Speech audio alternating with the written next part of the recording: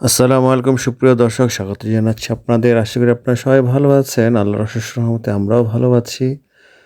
তো আজকে আমি যে বিষয়টা আপনাদের সাথে শেয়ার করব সেটা হচ্ছে আমি জেনেভা লেকে সুইজারল্যান্ডে অনেকবারই এসেছি। তো বোট রাইডিংটা করা হয়নি। তো আজকে আমি বোট রাইডিং করব, উপভোগ করব। তো ধীরে, ধীরে আমি এখন বোটটাকে প্রবেশ করছি বোটটিতে। তো এখানে আমরা যে বাস কার্ড ইউজ করি অ্যানুয়ালি সেই বাস কার্ড দিয়ে এই বোটটিতে চড়া যাবে। তো দেখতে পাচ্ছেন এই যে আমরা সবাই এখানে উঠছি। তো এখানে প্রায় একেকটি বোটে 30 থেকে 35% এখানে আমরা বসতে পারি।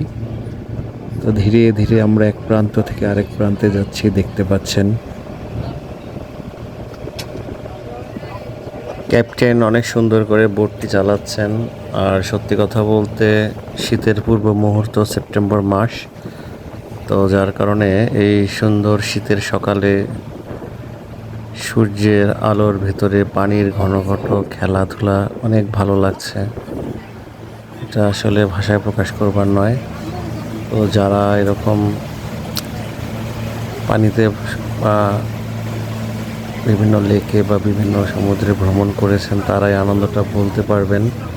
তো কারা কারা এই আনন্দ উপভোগ করেছেন কমেন্টসে জানাতে পারেন আপনাদের অনুভূতির কথা।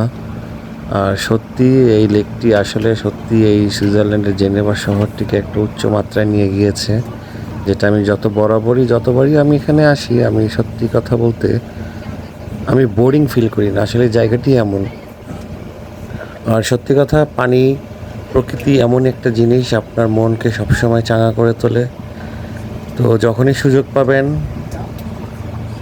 আপনারা যাবেন, পানির সন্নিকটে যাবেন, প্রকৃতির মাঝে নিজেকে বিলিয়ে দিবেন, দেখবেন সত্যি অনেক দুঃখ কষ্ট দুর্দশা সব কিছু দূর হয়ে যায়। তো যার কারণে আমিও আজকে এখানে এই উপভোগটা করার জন্য এসেছি।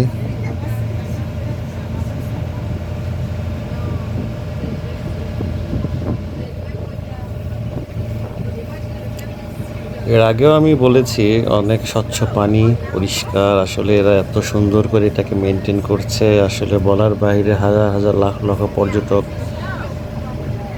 মিডল ইস্ট সহ পৃথিবীর বিভিন্ন প্রান্ত থেকে এখানে লেকটিতে আসে। তো এই লেকটি আসলে সত্যি কথা বলতে অত্যন্ত মনোমুগ্ধকর। আর এখানকার যে ব্যবস্থাপনা আপনাকে মুগ্ধ করবে।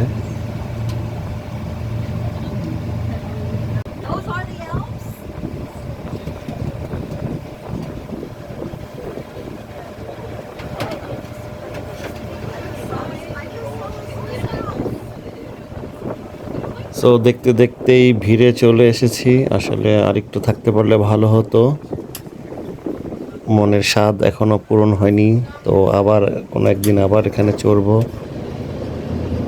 তো আজকের এই ভ্রমণটি আপনাদের কেমন লাগলো কমেন্টসে জানাতে পারেন। তো ভালো থাকবেন, সুস্থ থাকবেন। আসসালামু আলাইকুম রহমতুল্লাহ।